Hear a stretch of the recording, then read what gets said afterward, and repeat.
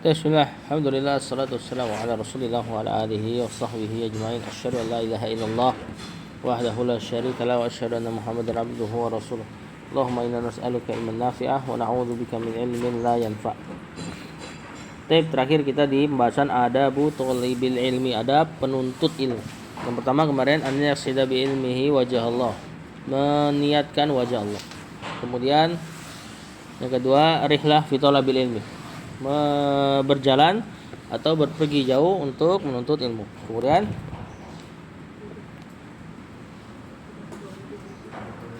tidak duduk di tengah halakoh. Kemudian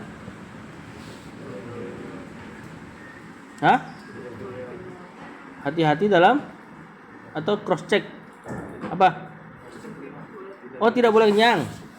Nomor 5 dalam berfatwa. Cross check dalam berfatwa maksudnya hati-hati dalam berfatwa. Kemudian menjauh dari maksiat, benar gak? Udah belum? Oh, belum. Kemarin nomor 1 udah Anda jelaskan belum? Di antara poin-poin yang disebut para ulama, ciri-ciri atau niat-niat yang dianggap ikhlas. Ada 5. Udah? Udah belum? Belum. Berarti pertama kemarin niat nuntut ilmu bisa dianggap ikhlas. Yang pertama kalau mengharapkan pahala Allah.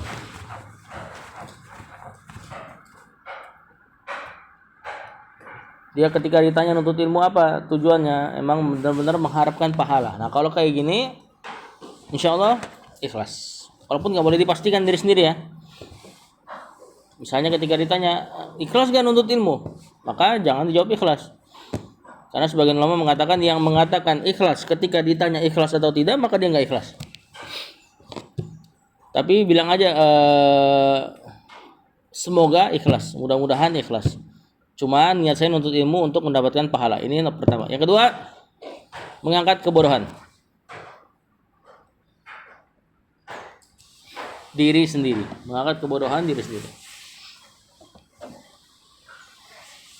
Jadi antum belajar memang karena nggak tahu dan pengen tahu. Nah, itu mengangkat kebodohan untuk diri sendiri. Pernah dengar pembahasan misalnya 7 kelompok yang dinaungi di padang mahsyar. Lihat poster kajian seperti itu. Kemudian antum tergerak berangkat karena pengen tahu. Siapa sih mereka gitu. Nah, ini berarti insya Allah ikhlas. Ingat tadi ya, sekali lagi kalau ditanya maka tidak boleh dipastikan keikhlasan. Yang ketiga, mengangkat kebodohan untuk orang lain. Ini masih poin pertama ya, dulu ya. Kita cuma terluput aja. Terluput dari membahasnya. Mengangkat kebodohan dari orang lain. Gimana misalnya? Kok bisa mengangkat kebodohan untuk orang lain? Atau mengangkat kebodohan dari orang lain? Misalnya gimana? Ada poster kajian, judulnya apa nih kira-kira? Antum gak butuh itu. Cuman antum pelajari karena pengen mengangkat kebodohan orang lain. Bayar utang.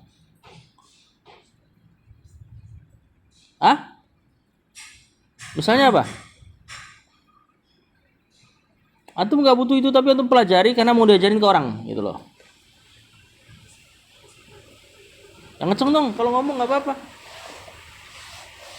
Nggak apa-apa salah. Nggak ada lanjutan nih, nggak ada. Apa? Masa nggak kepikiran sih? Apa? Nasihat? Enggak. Maksudnya bab yang antum pelajari nih. Lihat poster nih. Misalnya kalau sekarang kan zamannya kajian bisa lihat di posternya. Poster kajian itu antum tergerak menuju ke masjid itu. Padahal antum nggak butuh ilmu itu, kecuali pengen dikasih tahu ke orang lain. Apa? Tuh udah senyum-senyum apa? Resta?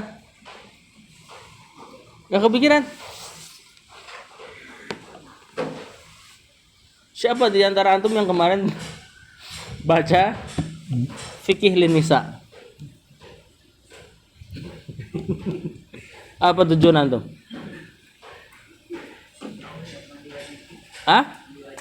Oh, cara mandi wajib. Oh, itu nggak apa-apa. Itu bukan berarti. Misal gini, antum dapat poster kajian fikih haid Ustaz Abdurrahman Zahir. fikihain. Berangkat antum semangat. Ngapain coba? Ya pasti untuk ngajarin ke istri belum ada. Ke orang tua mungkin, ke adik perempuan atau kakak perempuan. Kalau bisa antum berangkat kayak gitu, tujuannya itu ikhlas insyaallah. Ya, karena tuh nggak mungkin ngamalin. Ya. Yang keempat, ya.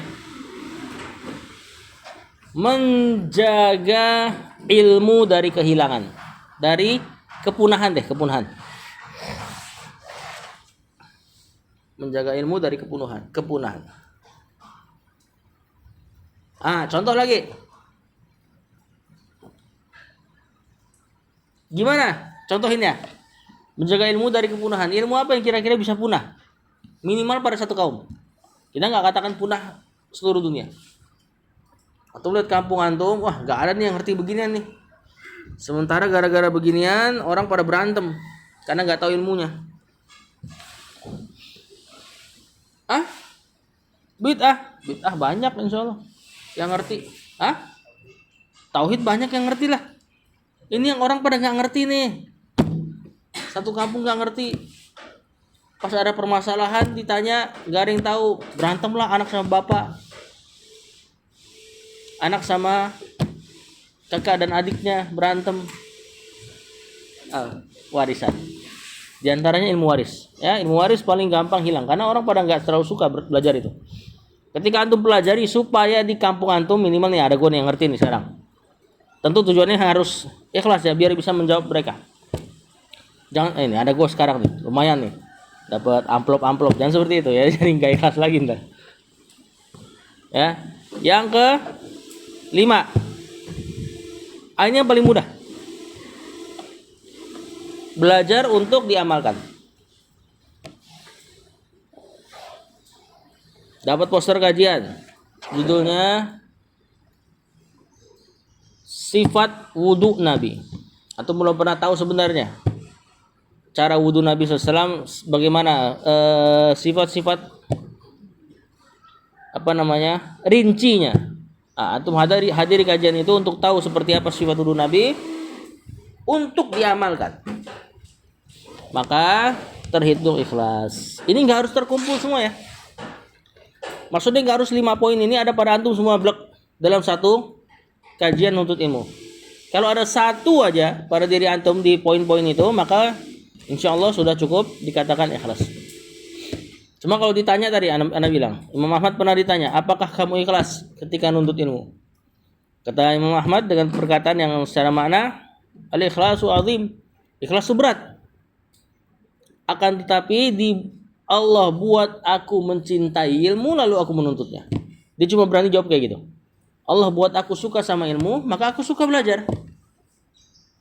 Dia nggak pastikan keikhlasan. Padahal kita nggak ragukan. Buktinya di antara buktinya, kata para ulama, di antara bukti, tapi nggak jadi satu-satunya bukti.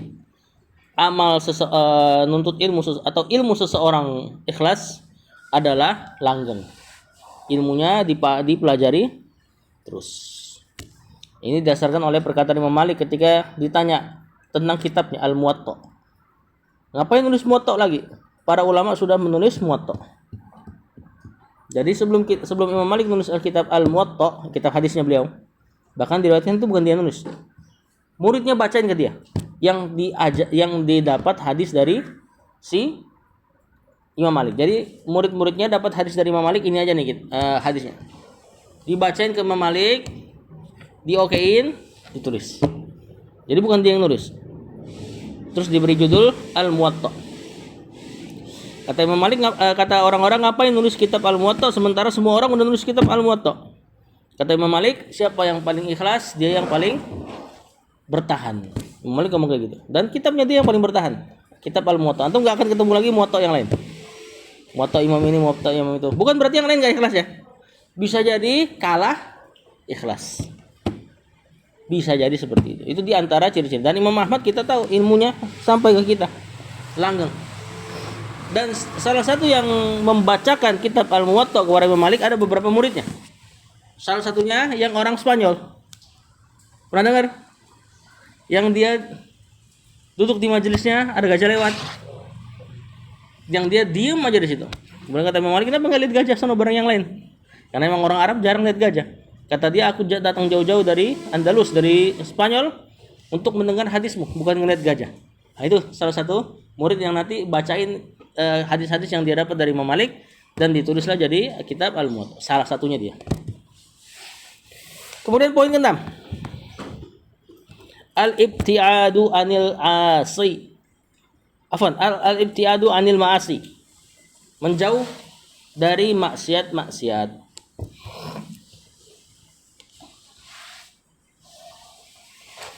Tentunya juga diantaranya menjauh dari pelakunya ya. Cuman untuk pelakunya kondisional. Kalau ada maslahat boleh didekati. Pelaku maksiat boleh didekati gak? Hah? Antum dai misalnya mendekati pelaku maksiat. Boleh gak? Ngapain? Diajarkan, didakwahkan. Nah, kalau maksiatnya ya tentu saja nggak boleh didekati secara mutlak. Allah Ta'ala berkata, wattaqullah, bertakwalah kepada Allah, wa yu'allimukumullah, dan Allah mengajarkan kepada kalian ilmu. Ini walaupun secara lughah nggak nyambung dengan apa?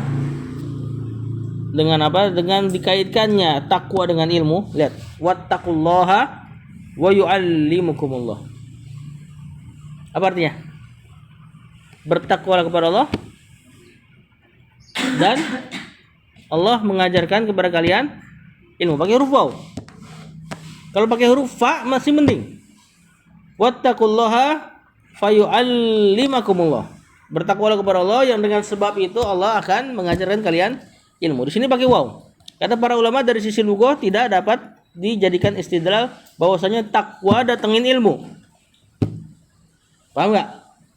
Cuma Allah taruh takwa di samping ilmu. Jadi dalilnya dalil qarinah. Maka di situ ada kemungkinan bahwasanya Allah memaksudkan itu.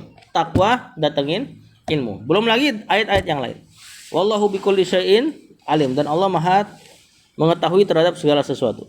Nah, ayat yang lain yang benar-benar jelas. Ya ayyuhalladzina amanu, wahai orang-orang yang beriman, in tattaqullaha yaj'al lakum furqanan. Wahai orang-orang yang beriman, jika kalian bertakwa kepada Allah, niscaya Allah akan memberikan kepada kalian furqan. Apa furqan? Ingat enggak furqan? Pembeda antara hak dan yang batil. Apa yang membedain antara hak dan yang batil? Antum tahu halal haram, antum tahu tauhid syirik, sunnah bid'ah dari mana? Dari? Dari nuntut ilmu. Maka kalau antum bertakwa kepada Allah, Allah akan kasih antum ilmu yang dengannya terbedakan hak dan yang batil. Ini yang pertama, wa yukaffir ankum sayyi'atikum, dan kalian akan dan Allah akan menghapuskan dosa-dosa kalian. Nah, ini kata para ulama, kalau antum menjadi penuntut ilmu, maka di antara faidahnya adalah antum dapat penggugur dosa juga. Ya, wa yaghfir lakum, Allah ampuni. Kalau yaghfir berarti dosa besar, yukaffiru ankum sayyi'atikum dosa kecil.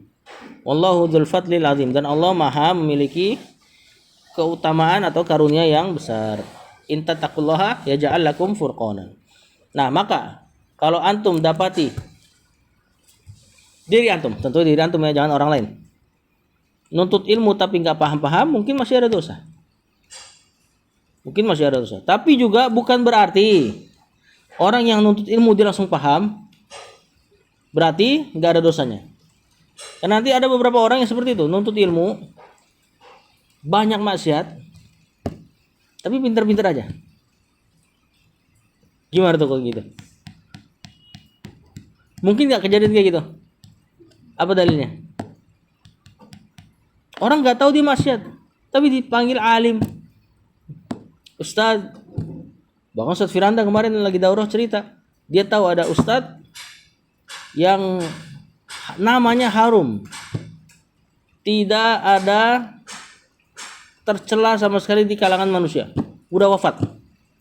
Tapi kata Ustadz Firanda, Anda tahu dia orang yang busuk, uang donasi dimakan dan sebagainya, sudah meninggal, cuma nggak tahu.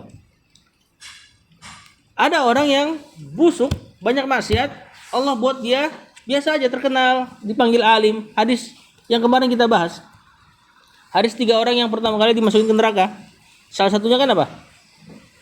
Orang yang nuntut ilmu supaya dibilang alim. Faqad qila, kata Allah kan, sungguh dia telah dikatakan alim di dunia. Tuh berarti nggak ada masalah sama ilmunya. Ya, nah, cuma kalau untuk diri kita seandainya kita nggak paham-paham, coba introspeksi dari sisi maksiat. Atau tadi misalnya dari diri kita maksiat terus tapi ilmu masuk aja, ngapal gampang aja, paham lagi. Nah, maka introspeksi juga tuh, jangan sampai kita masuk ke hadis itu. Ya. Atau juga diantara ciri-ciri atau sebab seseorang hafal atau enggaknya selain dari sisi maksiat, memang karena bakat, dari sisi bakat. Antum tuh Imam Bukhari waktu datang ke salah satu tempat, kalau nggak salah di Kufah ya, atau Basrah. Kan dia diuji. Pernah dengar cerita ini? Dia diuji oleh salah seorang alim di sana. Alim di sana manggil 10 orang. Setiap 10 orang diajarin hadis, cuman sanadnya ditukar-tukar.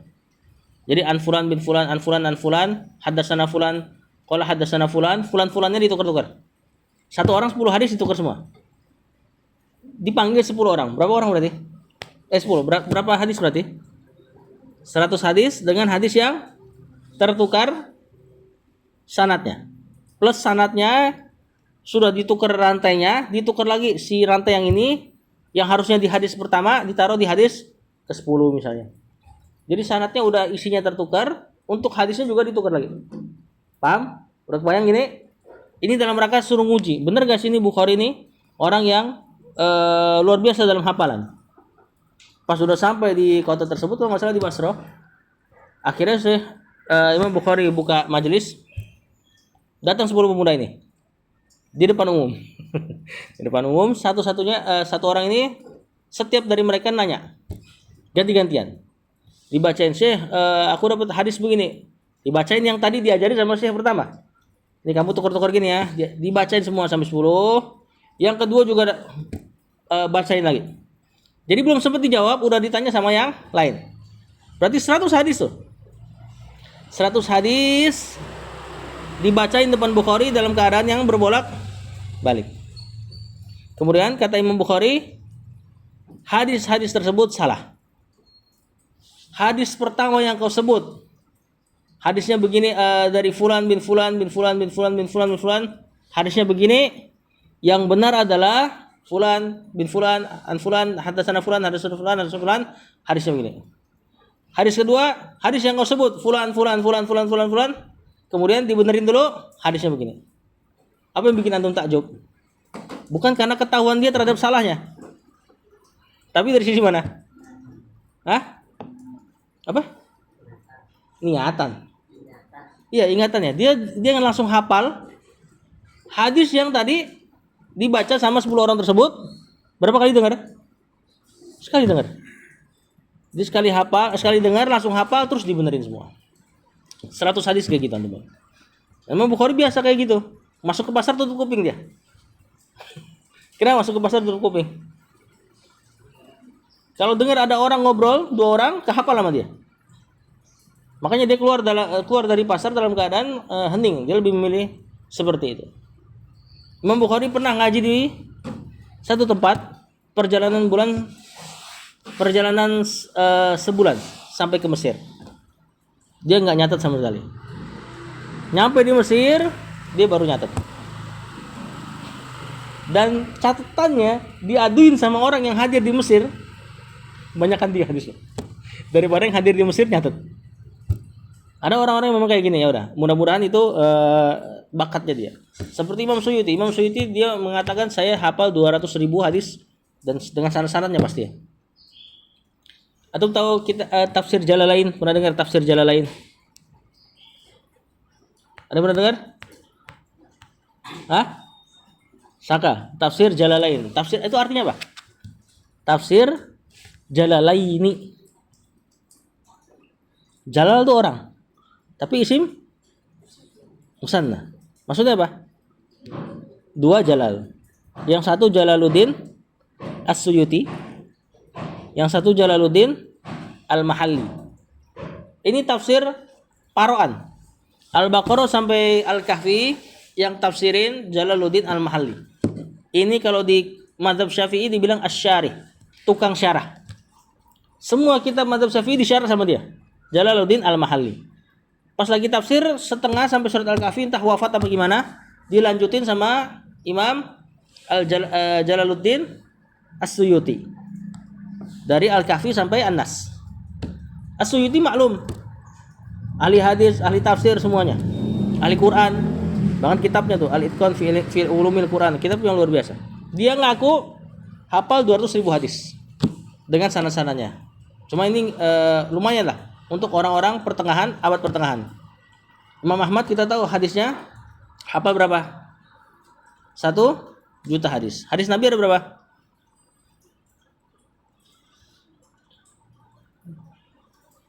Sekitar 40.000 atau 400.000. Gimana dia hafal 1 juta hadis?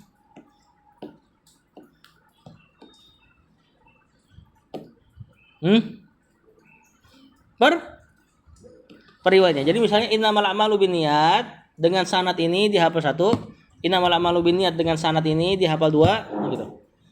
Jadi setiap jalur dia pun hafal ininya, sanadnya. Imam As-Suyuti tadi, Jalaluddin As-Suyuti, bagus hafalannya, ilmunya luas. Imam Al-Mahalli diriwayatkan kalau dia ngapal 1 lembar, demam dia. Ngapal 1 lembar, enggak hafal-hafal, demam. Alhamdulillah kan punya dalil kita. Punya dalil enggak? Untuk lambat menghafal. Mudah-mudahan diantaranya itu. Tapi ingat Imam Al-Mahalli pahamnya bagus. Makanya tadi kalau di dalam mazhab Asy-Syafi'i disebut asy-syarih, tukang syarah. Itu berarti Jalaluddin Al-Mahalli. Ya, tapi kelemahan dia tidak bisa menghafal. Nah, mudah-mudahan itu. Tadi di luar dari ayat yang kita bahas tadi ya ayyuhalladzina amanu in tattaqullaha yaj'al lakum furqana. Ya, jadi dari sisi apa seseorang bertakwa dapat ilmu yang dengan ilmu tersebut dia dapat manfaat. Bisa tahu halal haram, kemudian bisa mengamalkannya. Jadi kalau hafal doang masih bisa ada ada sebab-sebab lain. Misalnya tadi bakat dan sebagainya. Atau bahkan istidraj. Bisa aja orang dikasih ilmu banyak dalam rangka istidraj. Wallahu alam. Kita masuk ke adabus safari. Adab bersafar.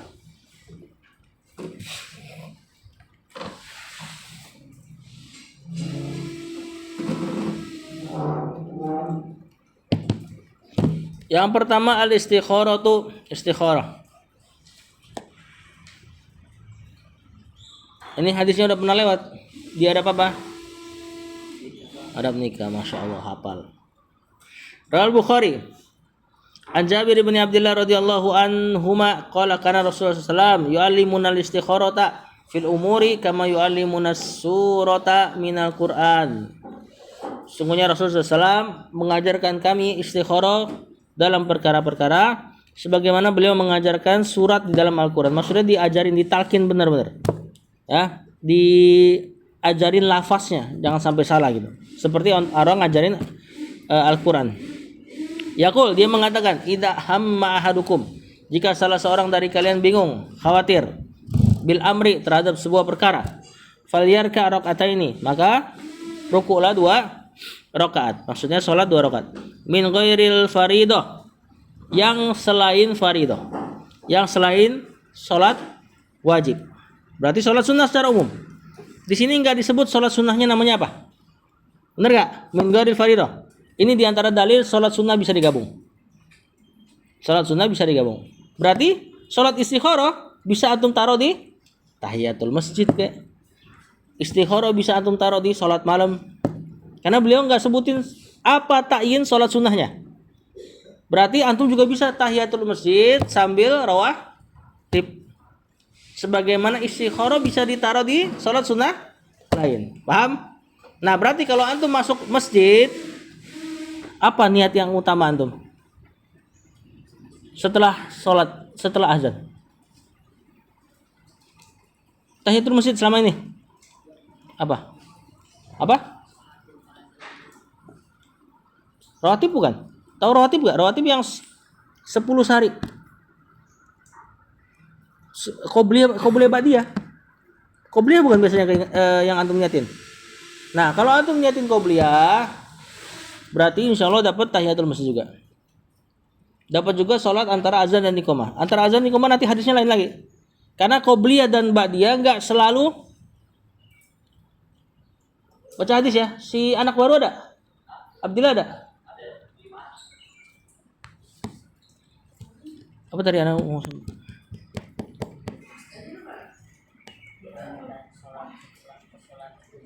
Oh iya, rawatib enggak semuanya ada di antara azan dan iqamah. Rawatib yang 10 sehari, apa aja dia?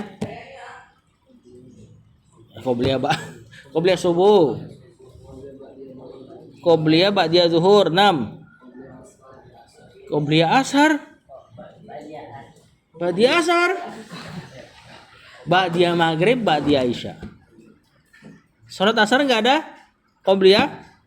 Maghrib nggak ada qobliyah, isya nggak ada qobliyah. Tapi ada hadis lain Rasulullah SAW katakan setiap antara azan dan iqamah ada 2 rakaat. Berarti boleh? Boleh. Nah kalau antum niatin itu nggak apa-apa. Berarti dapat tahiyatul masjid. Nah kalau antum rawatib berarti dapat 3 tuh. Plus kalau antum sambil wudu dapat salat wudu lagi. Ya ini kata Rasulullah SAW taruh istikharah di selain faridah. Berarti boleh digabung sholat-sholat sunnah. Wallahu alam. Summa liyaqul. Kemudian hendaklah berkata, Allahumma inni astakhiruka, ya Allah, aku meminta istikharah kepadamu, minta ditunjukkan dengan khair, kebaikan. Bi ilmika dengan ilmumu, wa astaqdiruka bi qudratika, dan aku meminta pertolongan dengan kudrahmu. Was'aluka min fadlikal azim, dan aku meminta keutamaanmu, karuniamu yang besar. Fa innaka taqdiru wa la aqdiru wa ta'lamu wa la a'lamu. Karena engkau maha mampu aku enggak, karena engkau maha berilmu aku tidak. Wa anta 'allamul ghuyub, dan engkau maha mengetahui yang gaib.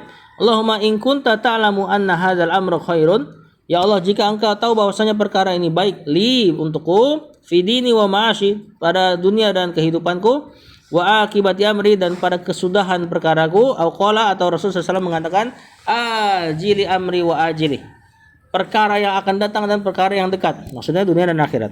Kalau memang itu baik buat dunia dan akhiratku, faqdurhu li, maka takdirkan dia kepadaku, mudahkan. Wa yassirhu, mudahkan ia li untukku, summa barik li fihi, kemudian berkahilah pada perkara tersebut untukku.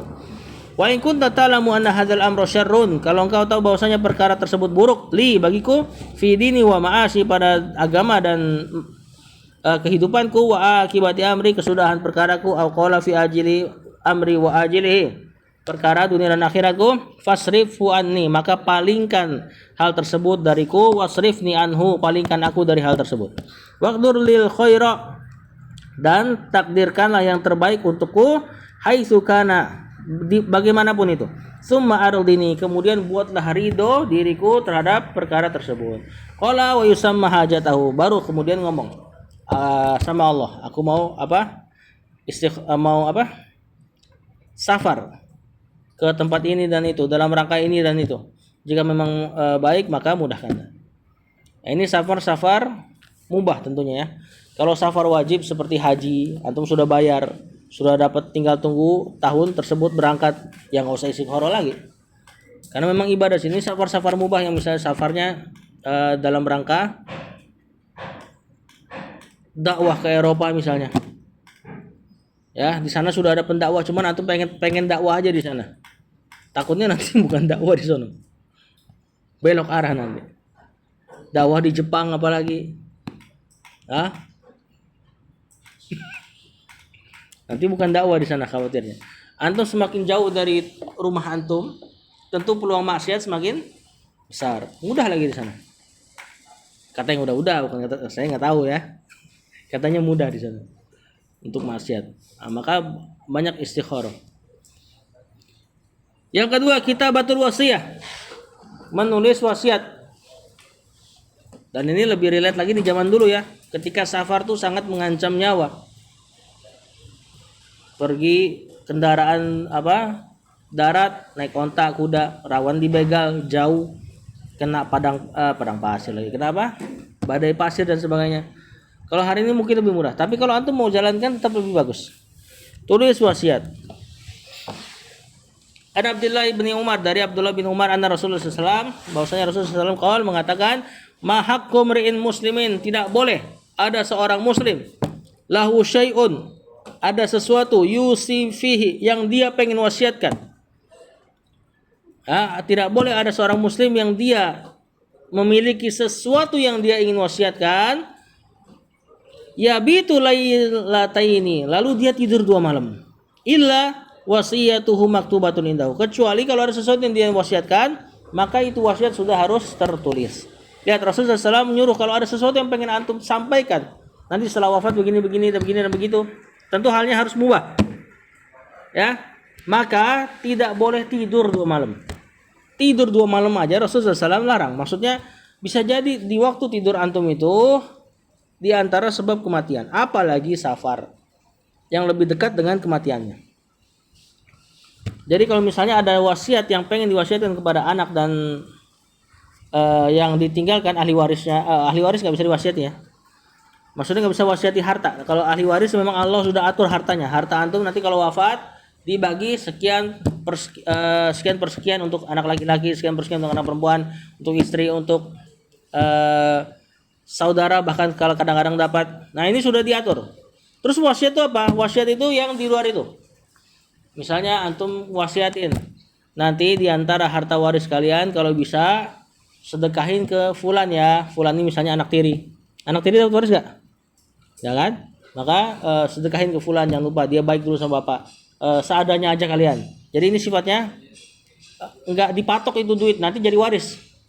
Atau misalnya wasiatnya rumah yang ini buat jadiin pondok ya dan sebagainya. Ya, tentu wasiat yang mubah ya. Kalau wasiat yang haram nggak boleh di antum tulis. Misalnya kalau misalnya bapak wafat, kuburinnya di depan rumah. Nah ini sebaiknya nggak dilakuin. Sebagaimana di sini banyak kan orang nguburin orang-orang tuanya di teras-teras rumahnya. Akhirnya repot. Nanti kalau sudah banyak kuburan, tahu-tahu di zaman setelahnya dijadiin masjid itu rumahnya. Karena ada kuburan. Jadilah masjid berkuburan. Benar nggak di sini banyak? Maka ini nggak boleh. Kalau wasiatnya wasiat yang haram nggak boleh. Atau misalnya kuburin di tanah fulan, tanahnya bukan punya dia, bapaknya minta kuburin di situ. Ya, atau minta kuburin di samping pohon apa, biar begini, biar begitu. Yang ketiga, al-afdalu, yang paling afdol, an la yusafira wahdahu, tidak boleh bersafar sendiri.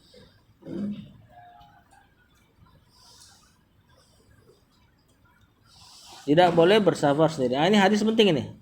Rawat Tirmidzi wa hasanahu, meriwayatkan Imam At-Tirmidzi dan beliau menghasankannya. An Amr bin Syuaib an abihi, dari bapaknya, dari Amr bin Syuaib dari bapaknya, an jaddihi, dari kakeknya. Anan Nabi SAW qala, Nabi berkata, ini berarti riwayat yang diriwayatkan dari kakek ke cucu, kakek anak cucu. Ar-raqibu syaiton. Ar-raqibu syaiton apa artinya?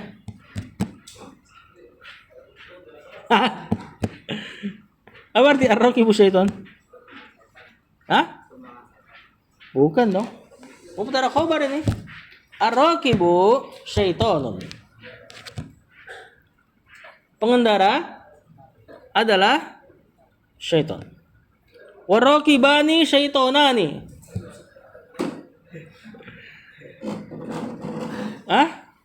Raqibani syaitonani. 2 pengendara berarti 2 setan.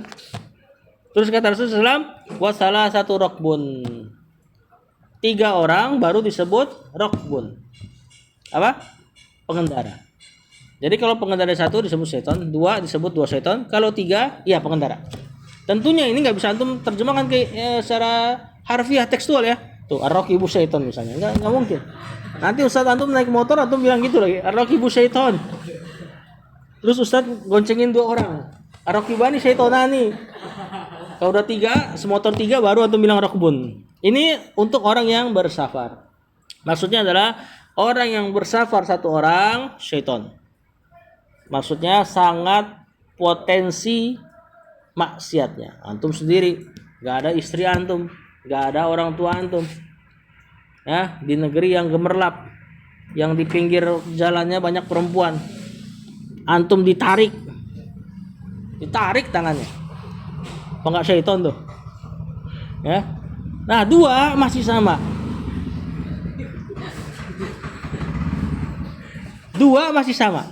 Kenapa dua masih sama? Orang yang safar 2 orang masih punya potensi. Kenapa coba? Coba antum pikir. Hah? Kan kalau satu aman lah, nggak ada yang tahu, nggak ada yang kenal gue nih di sini nih, ya kan? Dari awal pakai gamis juga tahu-tahu dilepas gamisnya bisa. Kalau dua, setonnya dua. Kenapa dua masih seton?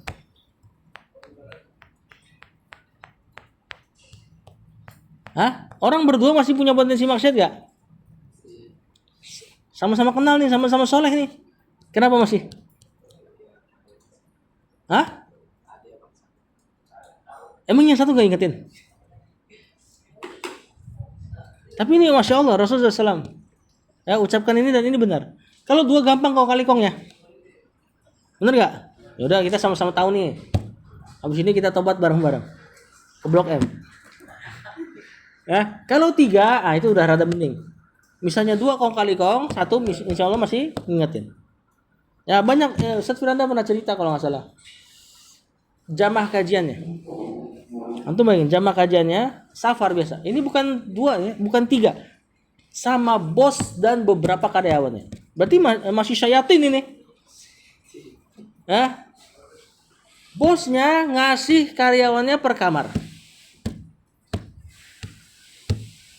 Plus isinya.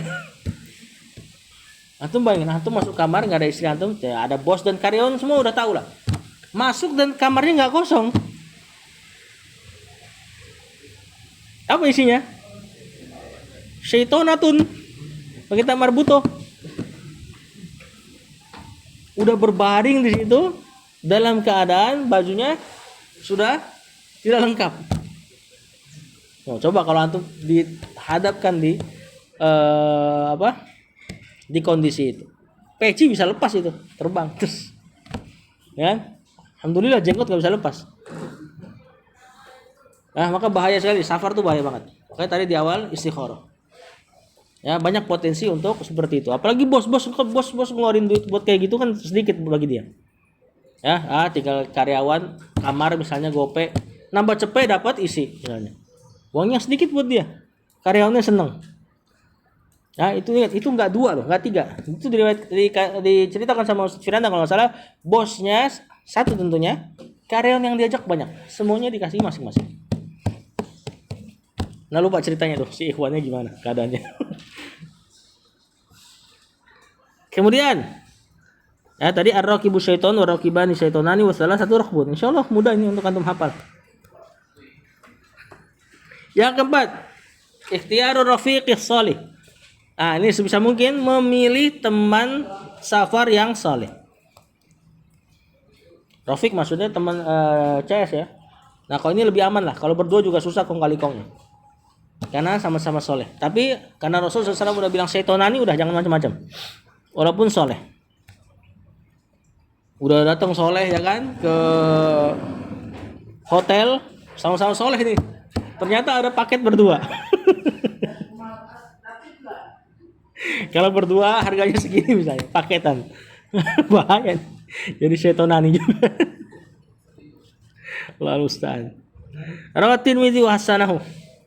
Nabi Sa'id Al-Khudri radhiyallahu anhu anna Rasulullah sallallahu alaihi wasallam qala la tusahib illa mu'minan, jangan ini udah pernah lewat hadisnya.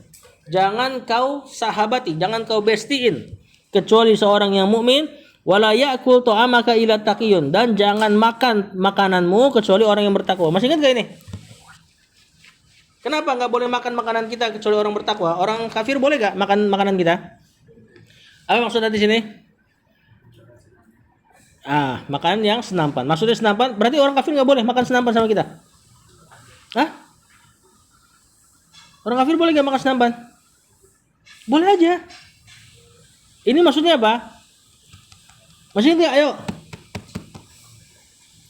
Teman dekat. Di gimana kaitannya kok jadi teman dekat?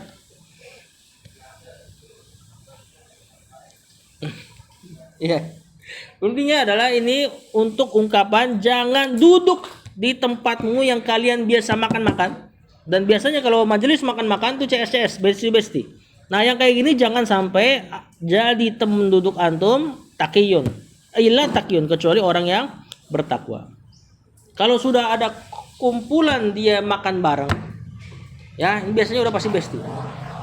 Kalau nggak besti paling sekali 2 kali aja. Misalnya antum tahu-tahu duduk bareng sama orang yang bukan ikhwan pengajian misalnya, itu insya Allah besok nggak akan terulang lagi. Karena biasanya antum yang jenggotan, cingkrang dan sebagainya duduk di satu meja yang makan sama orang yang misalnya awam, ya dia pasti segan, mau ngerokok nggak jadi, bener nggak? Akhirnya besok insya Allah nggak bakal kayak gitu lagi kejadian. Nah, kalau sudah di posisi sering makan bareng, maka la yakul maka illa taqiyun. Jangan makan makananmu kecuali orang yang bertakwa. Maksudnya jangan sering duduk makan bareng sama CS yang tidak bertakwa. Yang kelima,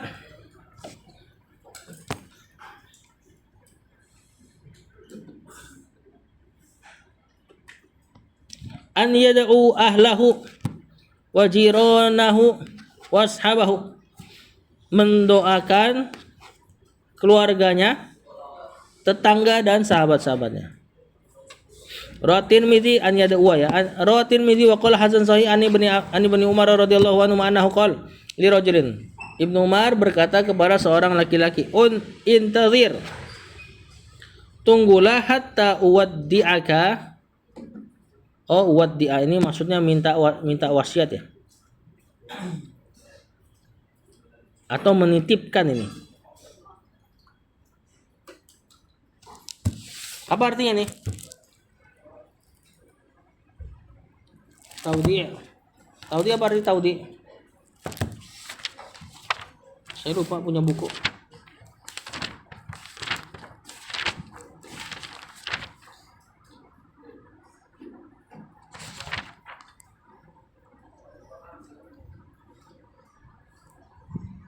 Apa taudi?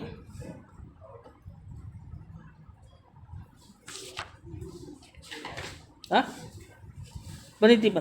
Berarti menitipkan keluarganya dan tetangganya dan sahabat-sahabatnya.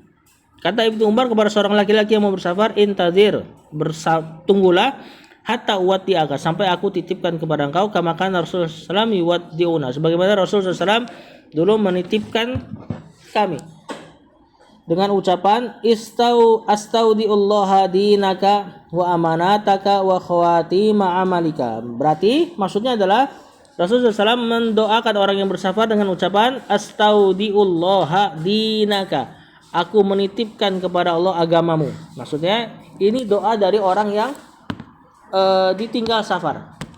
Antum kalau mau bersafar minta doain keluarga antum, tetangga-tetangga dan sahabat-sahabat antum. Nah, jadi ucapan ini astaudiullaha dinaka, Rasulullah SAW mengucapkan ini untuk orang yang mau bersafar.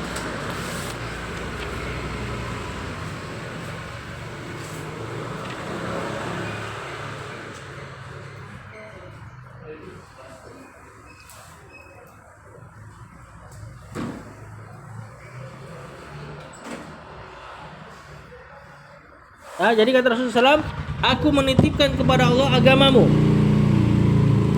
wa amanataka, dan amanahmu. Apa amanah di sini? Orang mau safar, kemudian didoain sama Rasulullah SAW, aku menitipkan kepada Allah agamamu. Apa maksudnya? Supaya Allah jaga dia nanti di negeri yang jauh. Tadi nggak ngambil paketan. Yang kedua, wa amanataka, aku menitipkan kepada Allah amanahmu. Apa amanah di sini?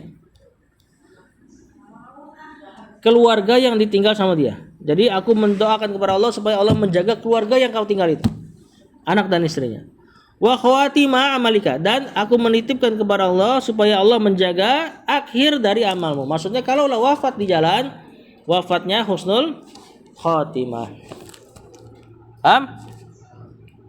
Kita sudah dulu sampai poin ke 5 ini.